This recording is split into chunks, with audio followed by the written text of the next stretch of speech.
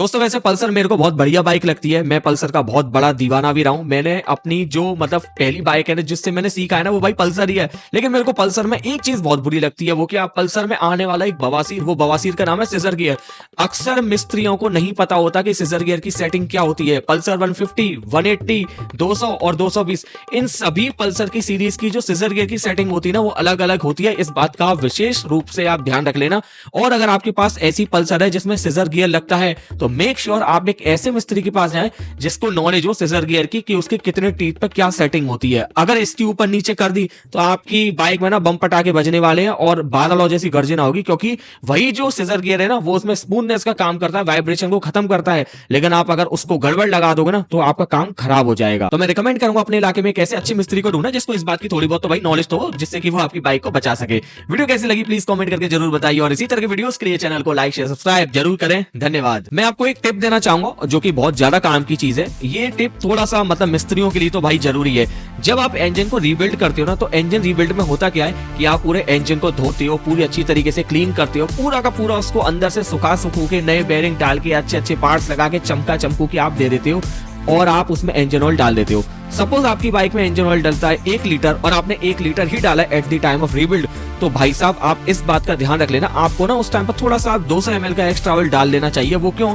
जब आप इंजन को पूरा अच्छी तरीके से क्लीन करते हो ना तो भाई 200 ml तो जो इंजन ऑयल होता है ना वो भाई इंजन के केसेस ही ले जाते हैं, क्योंकि वो सूखे होते हैं, वो भी ऑयल को एब्जॉर्ब कर लेते हैं। तो उस टाइम पर गेज ना थोड़ा सा कम रह जाता है। अगर आप एक्स्ट्रा 200 ml डाल दोगे ना तो इसमें कोई दिक्कत नहीं आएगी, इंजन बहुत बढ़िया काम करेगा, जिसकी वजह से आपकी बाइक में इंजन ऑयल की कमी भी नहीं होगी और गेज भी भाई कम नहीं होगा, बहुत बढ़िया चलेगा। तो वीडियो कैसी लगी प्लीज कमेंट करके जरूर बताइए और इसी तरह के वीडियोस के लिए चैनल को लाइक शेयर सब्सक्राइब जरूर करें।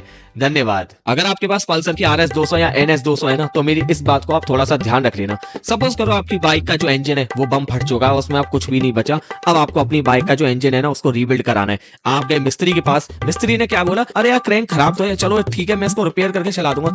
लेकिन वहीं की वहीं सबसे बड़ा कैच है, आपको इस बात का ध्यान रखना है कि भाई RS 200 NS 200 इस तरह की जो क्रैंक होती है ना जिनमें बेरिंग नहीं लगता, जिनमें रोलर बेरिंग नहीं लगता, जिनमें पिन नहीं लगती, ये पूरी की पूरी भाई क्रैंक ना पूरी तरह से बदली जाती है। आप इसमें चेंज नहीं करा सकते। अगर आप इसमें चेंज कराओगे, यहाँ कोई मिस्त्री इस बात का क्लेम कर रहा है कि मैं इसको रिपेयर करा के मतलब खराद वाले के पास ले जाके चला दूंगा, तो भाई ये क्रैंक नहीं चलती, आपका पैसा दोबारा लगने वाला। अगर आपने इन क्रैंकों को रिपेयर करा के चलाने की सोची ना तो 5-6 किलोमीटर बाद इनमें फिर से प्ले आ जाएगी और आपकी क्रैंक फिर से आवाज करने लगेगी और आपके पैसे दोबारा से विदा हो जाएंगे। ठीक है, इस बात का हमेशा ध्यान रखना। ऐसी क्रैंक भाई रिपेयरेबल नहीं होती, इनको नई डालना ही समझदारी होता है। दोस्तों मैंने हाल ही में MT-15 खरीदी है, वो भी सेकंड हैंड वाली, डेफिनेट है सेकंड हैंड ही खरीदूंगा मैं, और मैंने वो खरीदी BS4। लेकिन मेरे को उसमें एक चीज इतनी बुरी लगती है, वो क्या भाई, उसकी जो प्रोजेक्टर की जो विजिबिलिटी है ना वो मेरे को तो कोई खास बढ़िया लगती नहीं है। मैं सच्ची बता रहा हूँ, MT-15 की जो प्रोजेक्टर की जो विजिबिलिटी है वो बहुत ही ज्यादा बेकार है, कोई दीन की नहीं है। तो मेरे को ये ऐसा लगा कि हम इसमें पल्सर की जो N160 या N250 ये जो प्रोजेक्टर आता है ना, हालांकि पल्सर की N सीरीज में सभी तरह के प्रोजेक्टर सेम है,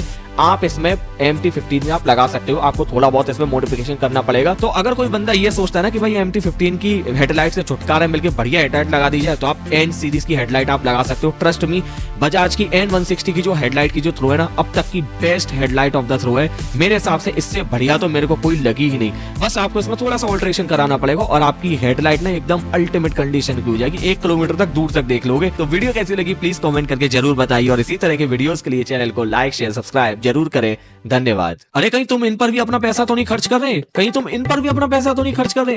भाई आजकल पता है क्या हो रहा है, ये मार्केट में ना मोटोल के C1 C2 E1 E2 P1 P2 ऐसे ढोंग इस तरीके चल गए। आई एम सॉरी, ढोंग तो नहीं बोलूंगा यार, बनाए तो काम की चीजें, लेकिन भाई लोग जो लोग अफोर्ड नहीं कर सकते उनके लिए क्या, तो मैं एक सलाह देना चाहूंगा, वो ये कि भाई आप अपने एक बोतल ले लें, बोतल में आप ले लें हार्डवेयर ऑयल जिसको TT ऑयल बोलते हैं, उसको रख लें, उससे अपनी चेन को क्लीन किया करें। दूसरा, जब बारी आएगी उसमें चेन ल्यूब की तो आप, मैं चेन ल्यूब की भाई मैं कोई मतलब C2 V2 इस्तेमाल नहीं करता, ये बहुत महंगे होते हैं और मैं अननेसेसरी का पैसा है तो शायद इन पे ना ही खर्च करूं।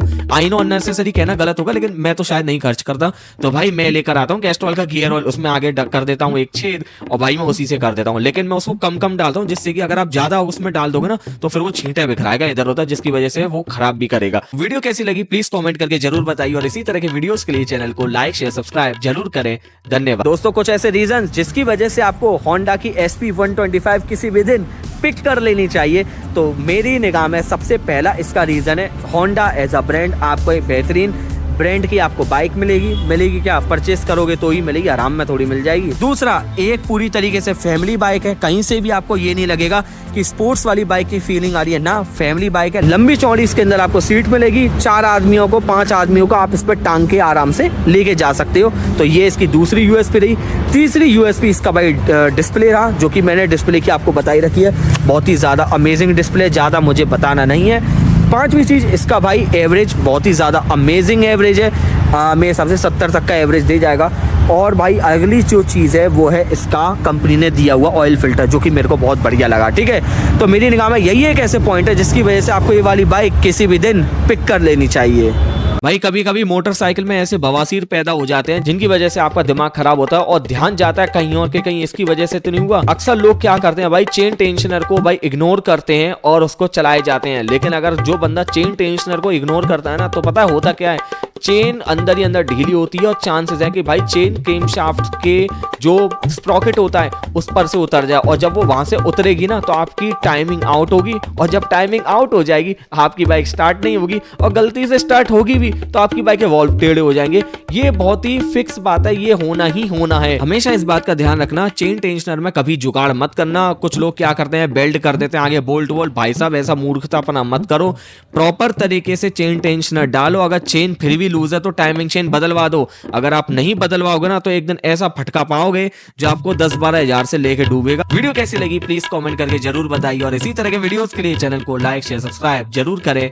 धन्यवाद। दोस्तों अक्सर आपने देखा होगा कि आपकी जो बाइक में जो ऑयल फिल्टर है ना बाहर होता है, किसी में क्लच के साइड अंदर होता है। तो भाई बाहर देने के ना कंपनी बेवकूफ नहीं है कि उसने ऐसी दे दी। कुछ महान मिस्त्री क्या करते हैं, अपना पैसा बचाने के लिए ना वो कस्टमरों को चूना लगा देते हैं। वो क्या भाई, कुछ लोग ऐसा करते हैं कि भाई उस ऑयल फिल्टर को बदलते नहीं है, 2-2 3-3 सर्विस निकल जाती है। इंजन ऑयल चेंज किया, वो भी सड़ा गला टपका के बेच दिया, और बाद में पता क्या होता है, वो ऑयल फिल्टर ना वहीं की फट जाता है, जिसकी वजह से इंजन ऑयल है वो हेड में नहीं जाता, और उसी कारण की वजह से आपकी बाइक ना तबाह हो जाती है। और ये किसकी वजह से होता है, तुम्हारी वजह से नहीं, उन मैकेनिकों की वजह से। मैं रिकमेंड करूंगा दोस्तों कि एटलीस्ट जो बाइक की जो बेसिक सर्विस होती है ना, ऑयल फिल्टर हुआ, इंजन ऑयल हुआ, एटलीस्ट इसको तो भाई अपने सामने करा लो। तो जो लोग अच्छे मिस्त्री हैं वो तो ऐसी हरकत नहीं करते, लेकिन जो ऊद बिलाव मिस्त्री होते हैं ना वो भाई इस काम को जरूर करते हैं। मैंने भाई अपनी आंखों के सामने देख रखे हैं, तो इसीलिए मैं अपने अनुभव से आपको बता रहा हूं। तो वीडियो कैसी लगी प्लीज कमेंट करके जरूर बताइए, और इसी तरह के वीडियोस के लिए चैनल को लाइक शेयर सब्सक्राइब जरूर करें। अगर कोई नया व्हीकल लिया है ना तुमने, तो थोड़ा सा मेरी बात को ध्यान से सुन लेना, क्योंकि सर्विस सेंटर वाले तुम्हें इस कदर बेवकूफ बनाएंगे, तुम्हारा मूर्खतापना काट जाएंगे। सपोज करो आप एक नई व्हीकल लेते हो, भाई साहब एक काम करो, इंजन ऑयल बदलवा लो, पहली सर्विस है, और इसमें एडिटिव भी डलवा लो। लेकिन मैं उन लोगों को ये बता देना चाहता हूँ, मासूम लोगों को, भाई लोग आपकी स्कूटी में उस टाइम पर कोई नीड नहीं होती, आप केवल इंजन ऑयल चेंज कराओ और भाग जाओ। इस तरह के लफड़ों में पड़ोगे, ये सर्विस सेंटर वाले आपका बिल बना के मानेंगे। तो अगर कोई आपको सर्विस सेंटर वाला कोई एग्जीक्यूटिव ये बोलता है ना कि ये जरूरत है, इसमें ल्यूब डलवाने से आपको काम ही करना है और बिना इसके आपका इंजन खराब हो जाएगा, ये और भाई साहब इस लफड़े में बिल्कुल भी मत पड़ना, उसके थप्पड़ और मारना और वहां से भाग जाना। ठीक है, तो मेरी बात का, इस बात का हमेशा ध्यान रख लेना, नए इंजन में इस तरह की किसी भी चीज की कोई भी जरूरत नहीं होती। इवन 50-60 हजार किलोमीटर तक भी आपको जरूरत नहीं पड़ेगी, अगर आप अपनी स्कूटी को टाइम टू टाइम मेंटेन करते हो, इंजन ऑयल अगर आप बदलवा लेते हो तो। वीडियो कैसी लगी प्लीज कमेंट करके जरूर बताइए, और इसी तरह के वीडियोस के लिए चैनल को लाइक शेयर सब्सक्राइब जरूर करें। धन्यवाद। भाई साहब यूट्यूब पे आजकल एक ढोंग बड़ा चल गया है, लोग आजकल कर क्या रहे हैं, जिनके पास स्प्लेंडर है ना, वो स्प्लेंडर में क्या करते हैं, अपाचे वाली क्लच प्लेट्स डाल देते हैं, और भाई साहब उससे ये बोल देते हैं कि अभी अपाचे बन जाएगी। तो मैं ये वीडियो उन लोगों के लिए बना रहा हूँ जो थोड़े से मासूम रहते हैं ना, जिनको नहीं नॉलेज होती, उनके लिए बना रहा हूँ। मैं आपको इस बात को क्लियर कर देना चाहता हूँ, आपको क्या लगता है अपाचे की क्लच प्लेट डालने से जो स्प्लेंडर है वो अपाचे बन जाएगी? भाई साहब तुम्हारा मूर्खतापना फिर से कट रहा है, ऐसी हरकत में बिल्कुल भी मत पड़ना, बहुत माइनर सा चेंज आएगा। अगर किसी बंदे ने क्लच प्लेट्स को अच्छे से फिट किया है ना स्प्लेंडर वाली कोई, तो वो भी पूरा का पूरा रेस्पॉन्स देगी। भाई ऐसा तो होगा नहीं क्लच प्लेट्स अपाची वाले डाल के उसकी सीसी बढ़ा दोगे या ज्यादा पावर मिलने लगी, जिस तरह की जो इंजन है वो उतनी ही पावर निकालेगा जितना की उसको निकालनी चाहिए। ये मत सोच लेना कि भाई उसकी वजह से वो ज्यादा निकालेगा। वीडियो कैसी लगी प्लीज कॉमेंट करके जरूर बताइए, और इसी तरह के वीडियोस के लिए चैनल को लाइक शेयर सब्सक्राइब जरूर करें। धन्यवाद।